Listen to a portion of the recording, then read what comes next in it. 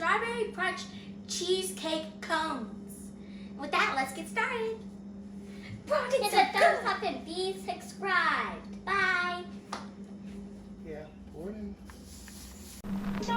here at Recipejoes, we endeavor to make cool and interesting dishes that you can make at home without a whole lot of fuss and muss. And here is one of them. So instead of going through all the back-breaking work of doing the normal cheesecake batter, we did a Jell-O cheesecake batter that you can get from the grocery store and put together in relatively short order.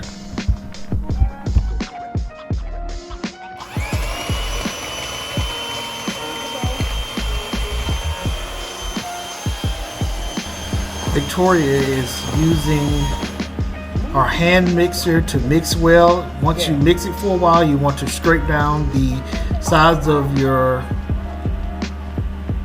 bowl to make sure you don't have any dry ingredients left. Once you do that, we're going to start cutting our strawberries. Gabby is helping me to get the strawberries cut and put in our saucepan.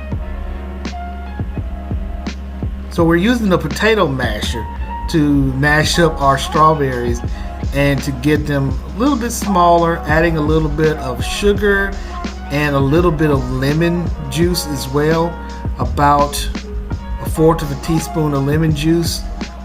And we're just going to stew our strawberries down until they become a paste.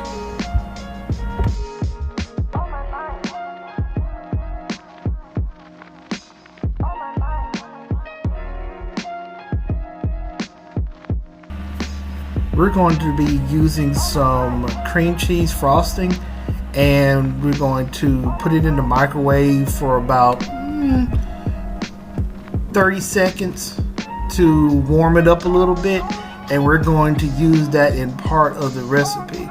Also, to the side, we got some graham crackers, and also we have some strawberry Jell-O powder that we're mixing into this mixture to use in a second.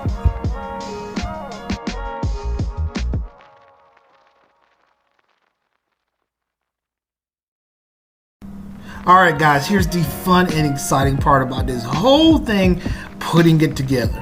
So what we did, we got our cream cheese frosting and warmed it up in the microwave, and we've got our mixture of Jell-O powder and graham cracker pieces or crumbs, and we're basically putting them on the outside of our cone. We're using the frosting as a way to basically weld the mixture onto the cone, which is going to taste delicious.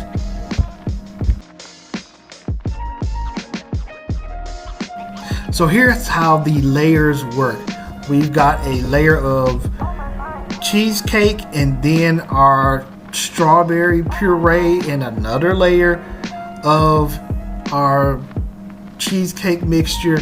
And then once we get all that piled up, we're going to poke strawberries into it randomly in all spaces on top of there to get us something to sort of bite into when we get done.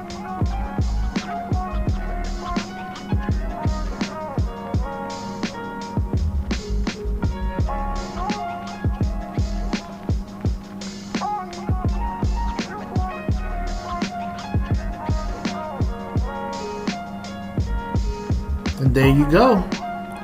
Looks wonderful. And then we're going to sprinkle the top with that same mixture and give it a nice dusting of flavor.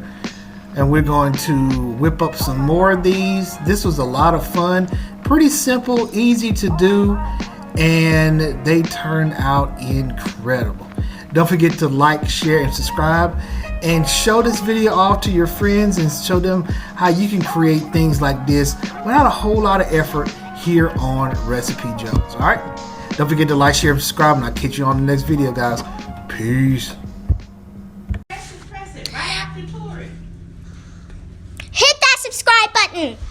Press it, press it.